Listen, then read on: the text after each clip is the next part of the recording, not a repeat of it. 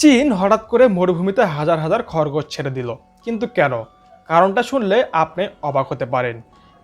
চীনে প্রায় প্রতি বছর 10,000 কিলোমিটারেরও বেশি জায়গা নতুন করে মরুভূমিতে পরিণত হচ্ছে।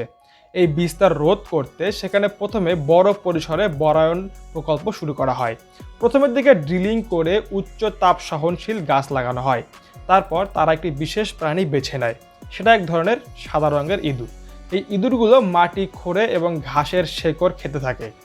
যখন এই ইঁদুরগুলো মাটি খুঁড়ে ফেলে তখন মাটি স্বাভাবিকভাবে নরম ও উর্বর হয়ে যায়, এবং যখন তারা ঘাসের শেকড় খায় তখন তাদের বিষ্ঠা ও ঘাসের বীজ চারদিকে ছড়িয়ে পড়ে। এর ফলে অল্প সময়ের মধ্যেই সেখানে অনেক ঘাস জন্মাতে শুরু করে এবং মরুভূমির মাঝখানে অবাধে সবুজায়ন ফিরে আসে। এই পদ্ধতি এতটাই কার্যকর ছিল যে চীন এটাতে অনেকটাই অবাক হয়ে গিয়েছে। এরকম অজানা তথ্য এবং ভিডিও দেখতে হলে আমার চ্যানেলটি সাবস্ক্রাইব করবেন এবং ফেসবুকে দেখলে ফলো করে শেয়ার দিতে ভুলবেন না।